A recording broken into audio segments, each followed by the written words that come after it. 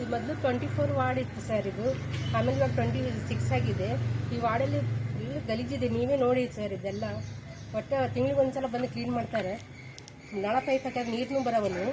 ಆಮೇಲೆ ನಮ್ಮ ಮನೆಗೆ ನೋಡಿದ್ರೆ ಡೆಂಗು ಜ್ವರ ಬಂದ್ಬಿಟ್ಟೆ ಸರ್. ನಾವು ಇದೆಲ್ಲ ಗಲೀಜಿಗೆ ದಾಟ್ಕೊಂಡು ಹಂಗೆ ಹೋಗಿ ಕೈನೂ ಮುರ್ಕೊಂಡಿದ್ವಿ ಸರ್, ಕೈನೂ ಮುರಿದಿತ್ತು ಸರ್ ನಮ್ಮದು.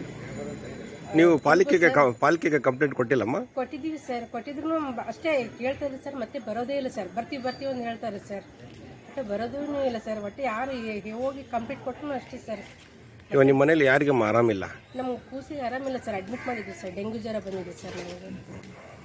ಇದು ಯಾವಾಗಲಿಂದ ಈ ಥರ ಇದೆಮ್ಮ? ಇವಾಗ ಇದು 1 ವರ್ಷ ಆಗಿದೆ ಸರ್. ಇದು ತೆಗೆದಾರೆ ಸರ್, ಕ್ಲೀನ್ ಮಾಡ್ಬೇಕಂದ್ರೆ ಮತ್ತೆ ಮುಚ್ಚೇ ಇಲ್ಲ ಸರ್.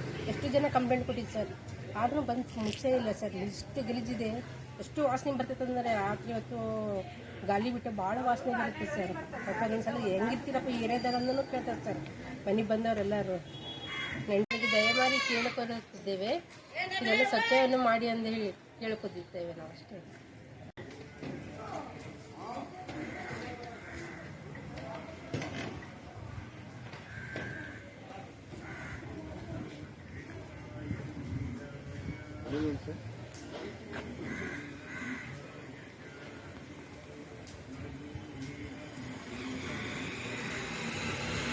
తుంగభద్ర ఏమే ఇప్పుడు ఏంటంటే ఇదంతా ఆటోకి ఇరుకొడతామని చెప్పిన వాళ్ళు దానంతా ఊరిని గలీజ్ చేసేసిపోయినారు.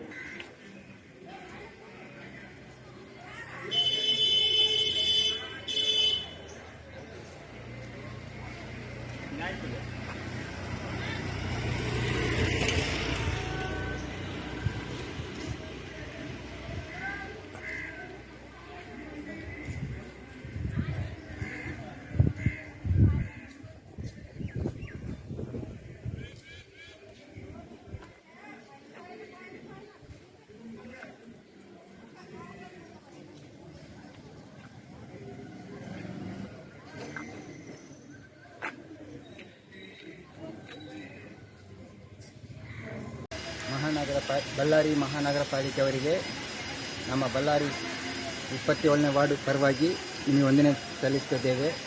ಅತಿ ಬೇಗನೆ ಬಂದು 27ನೇ ವಾರ್ಡ್ ಸ್ವಚ್ಛತೆ ಮಾಡಬೇಕಂತ ಕೇಳ್ಕೊತಿದ್ದೇವೆ.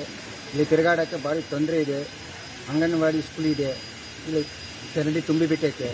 ಇವು ನಾವು ವಿಡಿಯೋ ಇದು ಮಾಡಿದ್ದಾರೆ, ಒಂದು ಸಾರಿ ನೀವು ಗಮನಿಸಿ ನೋಡಿ ಅತಿ ಬೇಗನೆ ನೀವು ಬಂದು ಸ್ವಚ್ಛತೆ ಮಾಡಬೇಕಂತ ಕೇಳ್ಕೊತಿದ್ದೇವೆ.